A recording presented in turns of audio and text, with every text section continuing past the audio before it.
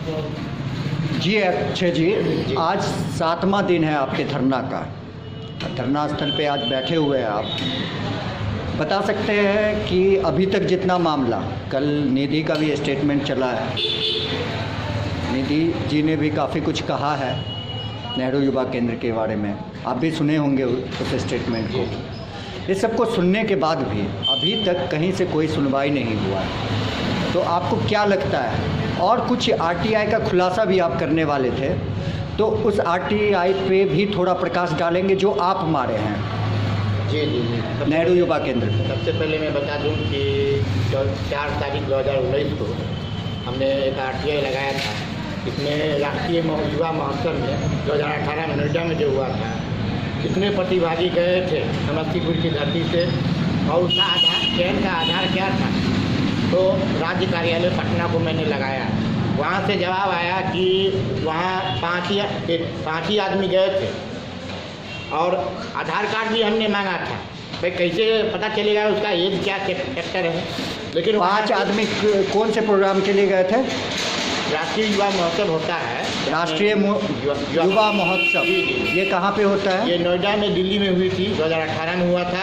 ये पूरे all over India में होता होगा? जी, प्रत्येक साल अपना अलग अलग जगह पर होता है। तो ये स्टेट से लोग जो होते हैं सेलेक्ट होके, या डिस्ट्रिक्ट से लोग सेलेक्ट होके? ये डिस्ट्रिक्ट से सेलेक्ट होकर के, और उसका चयन का आधार होता है 18 से लेकर के 29 साल के वर्ष के युवा इसमें भाग लेते हैं। तो इनका सिलेक्शन कौन करते हैं?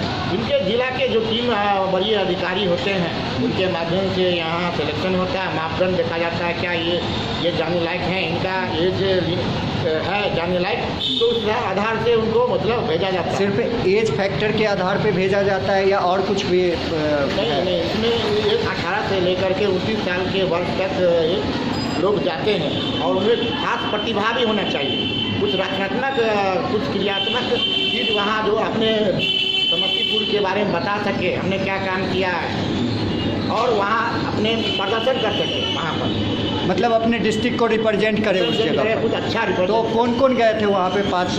तो सबसे 5 हमने मतलब वो जवाब दिए हैं, तो 5 आदमी। लेकिन 5 आदमी कौन गया उन्होंने जवाब नहीं दिया। और आधार कार्ड का भी हमने जिक्र किया था कि आधार कार्ड भी मुझे भेजे, तब तो पता चलेगा कि कितना एज तक लोग गए थे। अच्छा। तो उन्होंने कहा कि मैं आपको आधार कार्ड नहीं दे सकता, ये गोपनीयता भंग हो जाएगी।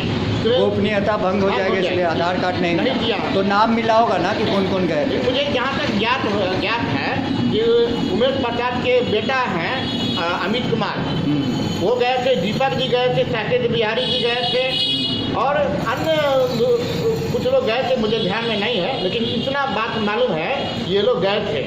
लेकिन उमेश प्रसाद लेखा लिपि के जो पुत्र हैं अमित कुमार, ये बताइए कि वो अपने अधिकारी हैं, और वो कैसे अपने बेटा को वहाँ भेज दिए? ये भी एक मतलब वाला प्रश्न है। मतलब कि अगर कोई कर्मचारी नेहरू युवा केंद्र में काम कर रहा है, जी, और वो अपने पुत्र या पुत्री को नहीं भेज सकता है? नहीं भेज सकता है। ये साथ में रूल के बहाली खिलाफ नहीं कर सकता है एनवाईवी के पद पर। ये रूल के खिलाफ? रूल्स के खिलाफ। अब रूल देखिए सर इसको। अच्छा। तो ये अभी तक आपको जानकारी नहीं मिला। तो फिर एक बात मेरे मन में आया कि आधार कार्ड नहीं दे सकते, जोतना जी ने वहाँ से जवाब दिया। तो मैं उनसे पूछना चाहता हूँ कि आधार कार्ड ये तो रक्षा मंत्रालय का विषय तो नहीं है जिससे गोपनीयता भंग हो जाएगा। फिर देने में इनको क्या दिक्कत हो गई? ये युवा महोत्सव का है। जी। ये राष्ट्रीय युवा महोत्सव पूरे ऑल ओवर इंडिया में होता है। जी। इसके अलावा और कोई आरटीआई के द्वारा जो आप खुलासा किए हों, जो अभी तक नहीं बताए हों आप? जी, एक और आरटीआई हमने विगत आज से 5-6 महीना पहले फिर लगाया था, और अमित कुमार के नाम से लगाया था। 10/7 को लगाया था। तो उसमें हमने प्रश्न किया कि अमित कुमार जी का बहाली किस आधार पर पूसा प्रखंड से हुआ था, और उसका चयन का क्या आधार था, और कितने प्रतिभागी जो एनवाईवी पद पर जो बहाल हुए थे उनका क्या रूल्स रेगुलेशन था, उसका हमको मतलब शैक्षणिक प्रमाण पत्र सारा चीज़ हमको उपलब्ध कराइए। साथ ही साथ उनके साथ वो मतलब वो जो एनवाईवी पद पर जो बहाल हुए थे, प्रत्येक प्रखंड में होता है, उनके द्वारा क्या क्या काम अपने क्षेत्र में किए हैं, यूथ क्लब बनाए हैं कि नहीं बनाए हैं, कितने बनाए हैं, तो उससे हमको जवाब, संतुष्टिजनक जवाब हमको नहीं मिला। यहाँ तक कि उनका शैक्षणिक प्रमाण पत्र अमित कुमार का भी नहीं मिला हमको, मतलब कार्यालय से नहीं मिल रहा है। अमित कुमार कौन है? उषा प्रखंड के एनवाईवी हैं, अभी भी प्रेजेंट में है? अभी नहीं, वो अभी नहीं है। अच्छा, इससे पहले थे। उनका खुलासा हुआ? वो अभी तक उनका शैक्षणिक प्रमाण पत्र ही इनको नहीं मिल रहा है, उमेश प्रसाद को। अच्छा अच्छा, मतलब कि कहीं ना कहीं कार्यालय में पूरा नहीं है। कहीं ना कहीं पूरी जो है सो चला है, जो आरोप आप लोग के द्वारा लगाया गया है जी, कि जी। चयन प्रक्रिया में जी जी हाँ, घपलेबाजी का जी, पैसा जी। लेके चयन किया गया है, ये जी, सही बात है? ये सही, पूर्णतः सही बात है। आप देख सकते हैं बहाली के समय में किसी का घर रहता है मोदी नगर में, तो आधार कार्ड को इधर उधर करके वो समस्तीपुर से कट, जबकि समस्तीपुर में नहीं रहते हैं। जो समस्तीपुर में रहता है उसकी प्रतिनिधित्व होना चाहिए ना, जो मापदंड है प्रमाण पत्र के आधार पर, तो उस पर नहीं होता है। यहाँ बहुत गोरख धंधा बहाली के समय में भी होता है।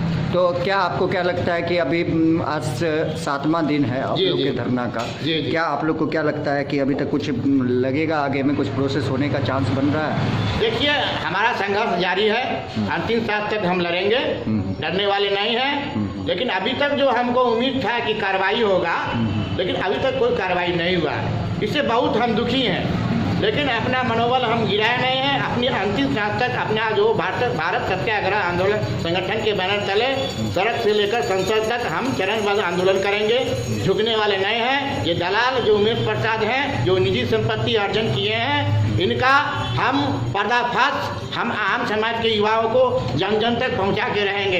इसके लिए हमको मरना भी पड़ेगा, तो मर के भी हम पहुंचा सकते हैं। सुनने में आ रहा है कि मंगलवार से आप लोग अनशन पे, आमरण अनशन पे बैठ जाएंगे? जी बिल्कुल, बिल्कुल मंगलवार से हम लोग अनशन पर बैठ रहे हैं और ये निरंतर चलता रहेगा। हमारा स्पष्ट मांग है कि ज्योत्सना जी समस्तीपुर की धरती पर आवे। हम लोग जो 5 सूत्री मांग हम लोग किए हैं भारत सत्याग्रह आंदोलन संगठन के बैनर तले, उस पर अविलंब कार्रवाई करें, लेकिन कार्रवाई अभी तक हमको दिख भी नहीं रहा है। ये काफ़ी शोभनीय विषय है। चलिए, तो अभी आप क्या कहना चाहेंगे?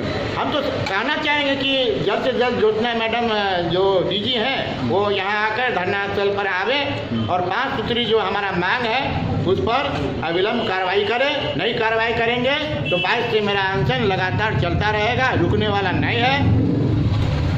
जी धन्यवाद। भारत माता की जय। जी, सुमन कुमार शर्मा, आप अध्यक्ष हुए भारतीय सत्याग्रह आंदोलन के, संस्थापक भी हैं आप। देख रहे हैं 7 दिन से कंटिन्यू आप लोग का धरना चल रहा है, अभी तक कोई कुछ बयान आया नहीं है आला कमान से, सरकार की तरफ से भी कोई ऐसा कार्य देखने के लिए नहीं मिल रहा है, कोई एक्शन दिख नहीं रहा है, न जिला प्रशासन के द्वारा कोई एक्शन दिख रहा है। आपको क्या लगता है कि अगर इसी तरह का माहौल रहेगा, आप लोग के द्वारा कहा गया है कि मंगलवार से आप लोग आमरण अनशन पे बैठ रहे हैं, अभी आपके जो एक साथी हैं अक्षय जी, वो भी आरटीआई का एक खुलासा किए हैं, तो क्या बता सकते हैं कि अगर आप लोग का मामला आगे तक नहीं पहुंचेगा तो आप लोग अनशन पे बैठ जाएंगे? इस संबंध में बहुत सारी बातें मैंने शायद आपको कल भी बताया था और मैं अब भी आपको वही बताने जा रहा हूं कि अगर हम लोगों की मांग को नेहरू युवा केंद्र की राज्य निदेशिका डॉक्टर ज्योत्सना जी के द्वारा समस्तीपुर के इस अनिश्चितकालीन धरना प्रदर्शन कार्यक्रम स्थल पर सशरीर उपस्थित होकर कल सोमवार को शाम तक नहीं मांगी गई सभी 5 सूत्री मांगों को, तो हम लोग परसों से अनिश्चितकालीन आमरण अनशन पर इसी स्थल पर बैठेंगे और जिला प्रशासन से लेकर नेहरू युवा केंद्र के सभी उच्चाधिकारियों के खिलाफ हम लोग आक्रोश प्रदर्शन करेंगे अनशन स्थल पर रहकर भी। मैं बता देना चाहता हूं, आपके माध्यम से जिला प्रशासन को भी अवगत करा देना चाहता हूं कि इस संबंध में हमारे समस्तीपुर के जिला पदाधिकारी डीएम साहब के द्वारा अभी तक किसी भी प्रकार का स्वतः संज्ञान नहीं लिया गया है, जो 100% अनुचित है, 100% या कानून संगत नहीं है, विधि संगत नहीं है, क्योंकि वो जिला के पदाधिकारी हैं और ये जिला के अधीन आता है। नेहरू युवा केंद्र संगठन कोई ऐसी संगठन नहीं है जिसमें जिला पदाधिकारी का हस्तक्षेप नहीं हो सकता है, कोई ऐसा संगठन नहीं है, कोई न्यायिक संगठन नहीं है जिसमें जिला पदाधिकारी नहीं आ सकते हैं। जिला पदाधिकारी डीएम यहाँ समस्तीपुर के एक बार भी यहाँ पे नहीं आए हैं, किसी भी प्रकार का उन्होंने रिपोर्ट नहीं मांगा। शायद जो हमारे इन्फॉर्मेशन में अभी तक है, हो सकता है मांगा होगा डीवाईसी साहब से, मगर इन्होंने ऐसी किसी बात की जिक्र नहीं की। डीएम समस्तीपुर के अभी तक हम लोगों के धरना प्रदर्शन में कोई भी वरिष्ठ प्रशासनिक पदाधिकारी समस्तीपुर को यहाँ पे नहीं भेजे हैं। ये पूरी तरह से गलत है। 6 दिन से यहाँ ठंड में हमारे सभी कार्यकर्ता, आरटीआई कार्यकर्ता हैं, अच्छे जी हैं, मैं हूँ, बहुत सारे युवा छात्र लोग हैं जो यहाँ आते हैं जाते हैं, और प्रशासन समस्तीपुर का एक बार भी इस बात की सुधि लेने नहीं आता है। तो इसमें कौन सा फैसला होना सही होगा, ये आप लोग मीडिया के लोग हैं अच्छी तरह से समझ सकते हैं कि हमें बाध्य किया जा रहा है, और हम बाध्य हैं। हम लोग मंगलवार को अनिश्चितकालीन आमरण अनशन पर बैठेंगे, और उस अनशन की समाप्ति 3 प्रक्रिया से ही खत्म हो सकती है। पहली प्रक्रिया की हमारी मांगों को विधिवत पूरा करके जांच प्रतिवेदन या जो भी हमारी मांग है उसके पूरे होने का प्रमाण हमारे सामने प्रस्तुत किया जाए। हम लोग आश्वासन पर जाने वाले नहीं हैं, चाहे लिखित आश्वासन हो चाहे मौखिक हो, उससे हम लोग नहीं मानेंगे। हमारी ये दूसरी प्रक्रिया होगी कि भाई आप प्रशासन के लोग हो, यहाँ पे ये जो केंद्र है नेहरू युवा केंद्र संगठन समस्तीपुर कार्यालय, ये पूरी तरह से भ्रष्टाचारियों और दलालों के चंगुल में फंस गया है। तो ऐसे बहुत सारे लोग होंगे जिनको मिर्च लग रही होगी, जिनको मसाला लग रहा होगा, जिनके रोजी रोटी में परेशानी हो, खलबली मची होगी। तो ऐसे लोग चाहें तो हमारी हत्या करवा दे, यहाँ पर हम सबकी हत्या करवा दे, कोई हमें इस बात से आपत्ति नहीं है। या फिर प्रशासन को आप जेल में डाल दे। आप जैसे बोल रहे हैं कि हत्या करवा दे, तो क्या आपको धमकी वगैरह मिल रहा है? जी नहीं, हमें धमकी अभी तक नहीं मिला है, लेकिन जहाँ तक ये आप समझ सकते हैं कि जब किसी पर दलाल प्रकार के लोग को या जो व्यक्ति का रोजी रोटी यहाँ से जुड़ा हुआ है, अगर उसे इस बात की मिर्च मसाला लगेगा, उसके आर्थिक स्थिति में खलबली मचेगी, तो वो तो आपके खिलाफ ही सोचेंगे ना। तो आपको लग रहा है कि यहाँ तक मामला जा सकता है कि हत्या तक मामला पहुँच जाए? जब प्रशासन यहाँ पे नहीं आ रही है, जब प्रशासन सुधि नहीं ले रही है, इसका मतलब कि प्रशासन को इससे मतलब नहीं है। और सबसे बड़ी बात है कि क्यों नहीं हो सकता है, हम लोग यहाँ पे रहते हैं, कहाँ प्रशासन है? मैं सुरक्षा व्यवस्था लिख कर दिया था, कहाँ सुरक्षा व्यवस्था यहाँ पर? आप देख लीजिए, सेक्टर दंडाधिकारी कहाँ यहाँ मौजूद हैं, पुलिस पदाधिकारी कहाँ यहाँ मौजूद हैं, कहाँ यहाँ पर एम्बुलेंस लगी हुई है? आप यहाँ पे आप मीडिया के लोग देखिए, आप बता के है कि नहीं? डॉक्टर साहब तो आते रहते हैं। डॉक्टर साहब से मुझे कोई गिला शिकवा नहीं है, और हम लोग यहाँ अनशन पर नहीं बैठते हैं, और हम लोगों को झूठी सहानुभूति भी नहीं बतौली है। लेकिन आप देखिए कि यहाँ सुरक्षा व्यवस्था है, ये चलता फिरता रोड है, हम लोग यहाँ पर बैठे हुए हैं, यहाँ पर किसी प्रकार का हम लोगों पे हमला होगा या कुछ भी होता है तो इसकी जवाबदेही किसकी है? ये प्रशासन की जवाबदेही, हमारी जवाबदेही नहीं है। हम लोग भ्रष्टाचार का पैसा नहीं अपने जेब में रखे हुए हैं कि हम लोग उतनी व्यवस्था करके यहाँ पर बैठे। हम लोग गरीब लोग हैं, हम लोग सामाजिक लोग हैं, सामाजिक न्याय के लिए लड़ते हैं, और ये बात मीडिया से लेकर प्रशासन तक भी कहीं ना कहीं समझ रही है। हमारे पास जो हमारी मांगे हैं, उस मांग के आलोक में, उस मांग के समर्थन में हमारे साथी सहयोगी राजीव सिंह जी हैं, इनके पास आरटीआई का खुलासा पत्र है। हमारे अक्षय सिंह जी के पास बहुत सारे साक्ष्य एविडेंस हैं। स्वयं हमारे पास कुछ ऐसे तर्क हैं, कुछ ऐसा सवाल है, कुछ ऐसे मुद्दे हैं जिसका जवाब शायद जिला पदाधिकारी से लेकर राज्य निदेशिका या महानिदेशक के भी पास नहीं होगा। चलिए, तो आप अभी क्या रिक्वेस्ट करना चाहेंगे जिला प्रशासन से? क्योंकि अभी मैं जिला प्रशासन से यही रिक्वेस्ट करना चाहूँगा, आदरणीय जिला पदाधिकारी महोदय से मैं आपके माध्यम से यही रिक्वेस्ट करना चाहूँगा कि जिला पदाधिकारी होने के नाते समस्तीपुर जिला अंतर्गत युवाओं के क्षेत्र में युवाओं को दिग्भ्रमित हो रहे हैं, वो वहाँ से बचाने के लिए, युवा उनके सशक्तिकरण, उनके विकास के लिए इस संगठन पे केंद्र सरकार के द्वारा चलाया जा रहा है यह संगठन, जिला पदाधिकारी से मैं अनुरोध करूंगा कि वो इस पर पूर्णतः दलालों को इससे मुक्त रखें, और हम लोगों की मांग पर स्वतः संज्ञान लेते हुए उन्हें भी यहाँ आना चाहिए। वो इसमें लिप्त जितने भी गलत दोषी हैं उन सब के विरुद्ध कार्रवाई करें, अपने स्तर से कार्रवाई करें। मैं ये नहीं कहता हूँ कि वो सस्पेंड कर दे, जिनका जो आधिकारिक सीमा क्षेत्र है वो अपने स्तर से कार्रवाई करे। मुझे किसी से ये नहीं चाहिए, मैं जिला पदाधिकारी को ये नहीं कह रहा हूँ कि आप उमेश बाबू को सस्पेंड कर दीजिए, आप उमेश जी का पूरा संपत्ति जाँच करिए। संपत्ति जाँच करना प्रवर्तन निदेशालय का काम है, ईडी का काम है।